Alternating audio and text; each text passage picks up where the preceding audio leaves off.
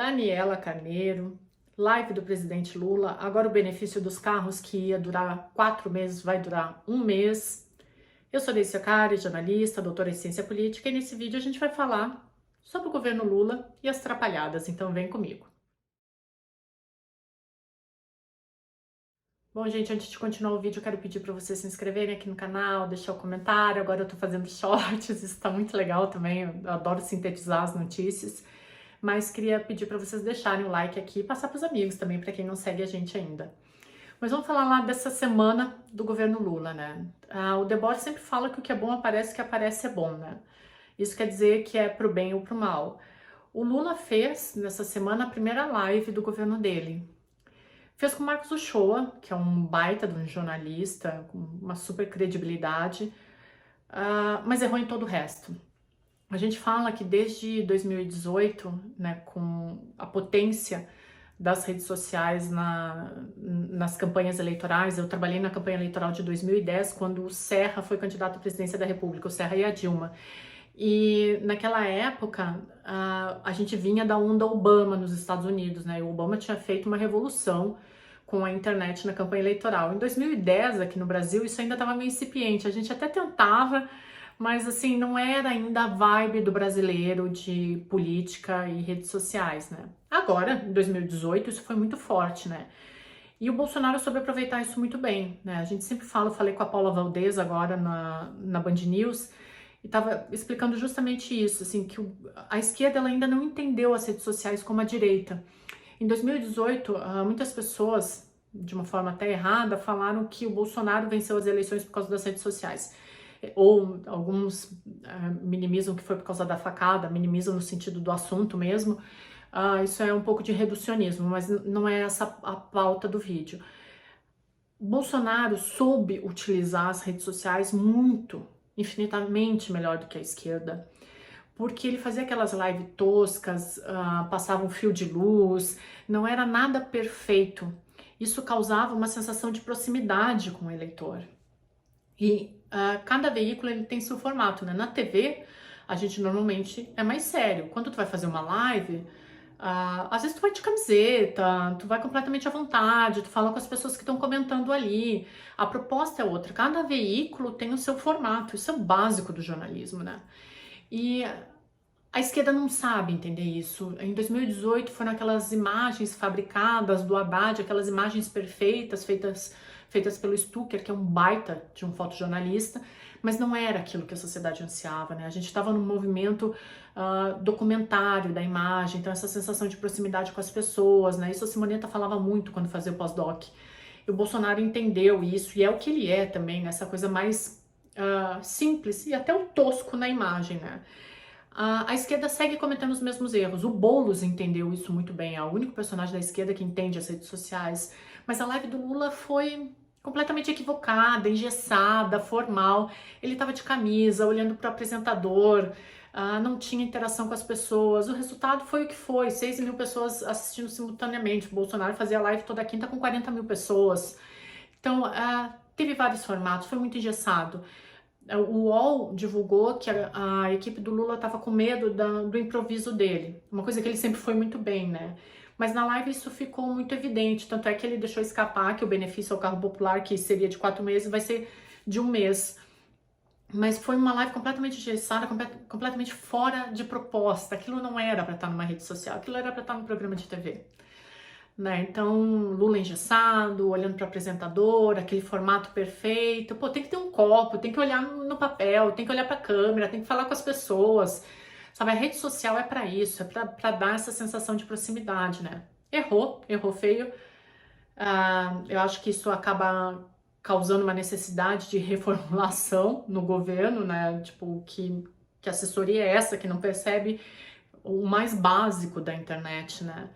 Enfim, esse é um ponto. E aí a gente vai falar dessa troca no Ministério do Turismo, né? Claro que a política, ela tem o pragmatismo, né? A gente não pode deixar de falar em política sem falar desse jogo de bastidor, que é o que a gente tá vendo agora, né? Para quem pegou a coisa no meio, o Lula deve trocar a Daniela, que é a ministra do Turismo, porque logo que ela assumiu o ministério, já teve divulgação de ligação dela com milicianos.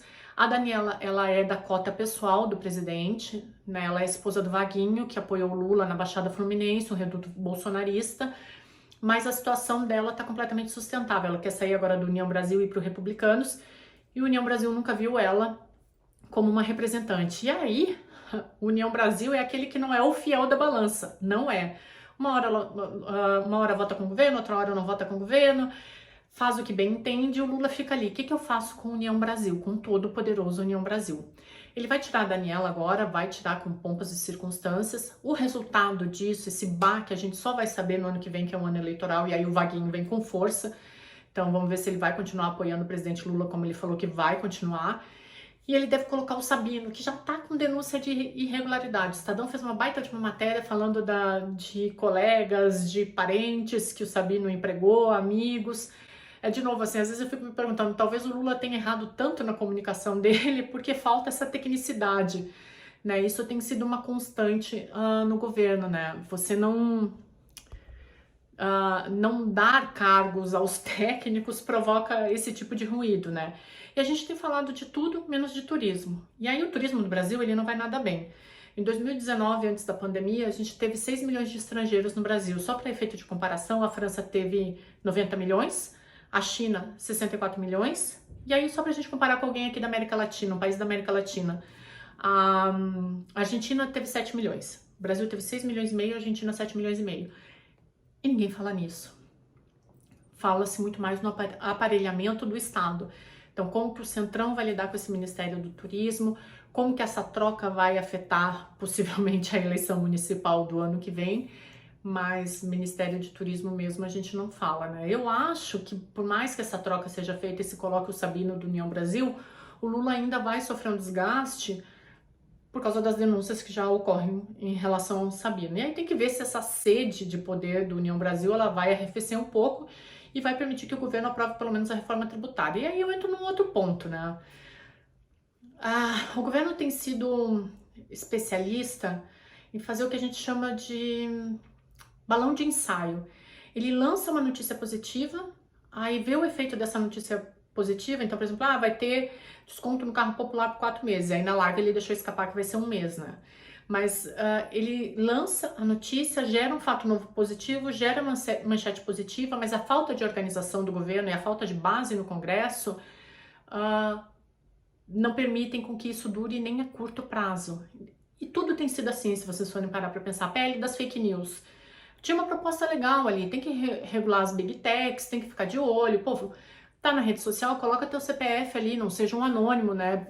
Para pelo menos evitar a possibilidade de discurso do ódio. Mas o governo tem feito tudo a toque de caixa.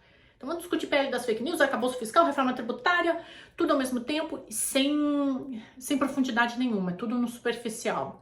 E aí o que acontece é isso que a gente está vendo. O governo não está conseguindo nem aproveitar o primeiro ano de capital político para aprovar propostas que são necessárias ou positivas para o governo. Então a gente está vendo uma bagunça generalizada que está prejudicando o governo e continua fazendo o Lula sangrar em praça pública, né? Eu reitero assim a entrevista que a gente fez com o Aldo Rebelo, em que ele falava que a única solução para a política seria um emendão. Eu acredito que seja uma reforma política, que eles nunca vão fazer, imagina que os parlamentares vão fazer uma reforma política que prejudique a eles mesmos, mas é diminuição de partido ou renovação do Congresso. Essas duas coisas são muito difíceis de serem feitas aqui no Brasil. Até lá, o que a gente vai ver, daqui a pouco vem recesso, então provavelmente não vão votar a reforma tributária. Se votar, vai ser bem, no português, bem meia boca. E eu vinha falando isso desde fevereiro, que essa reforma tributária, ela não ia sair de modo satisfatório, como não vai sair PL da fake news, como não vai sair arcabouço fiscal, como as medidas provisórias que estão quase caducando e aí o governo tem que liberar 7 bilhões para o Congresso Nacional, então tá tudo muito confuso, tá tudo muito bagunçado. A isenção para os carros populares, que ia ser de 4 meses, virou 1 mês, entende? Nada é feito a médio e longo prazo, porque o governo não se organizou. Então, se tem alguém assistindo esse vídeo aqui que trabalha numa empresa privada, vai entender que a primeira coisa a ser feita é planejamento. Teve um período de 3 meses de transição. Como assim que tu não planeja? Tu não planeja o primeiro semestre do teu governo? A gente aqui, quando vai fazer vídeo, quando vai fazer material, quando vai trabalhar, tem planejamento dos próximos meses inteiros aqui. Esses post-it são planejamentos das próximas semanas. O básico. E o governo não faz. Então, eu acredito que a gente vai ver agora um segundo semestre de novo de muita confusão. Essa reforma tributária vai ser aprovada, se for aprovada, com mais liberação de emenda. Vamos ver até onde essa corda vai esticar. Não vai ser aprovada de modo satisfatório, até porque uma reforma tributária que se preze, ela só seria positiva se a gente tivesse uma discussão de uma reforma administrativa, e o governo vai seguir se embolando. Aquela expectativa positiva que existia em torno do Lula 3, de fazer um governo diferente, positivo, tá indo pelo ralo. Né? O Lula tá embaralhado, não consegue articular, o Congresso não tá nem aí, só quer saber das emendas, e a gente segue vendo, literalmente, o bonde passar. Até a próxima.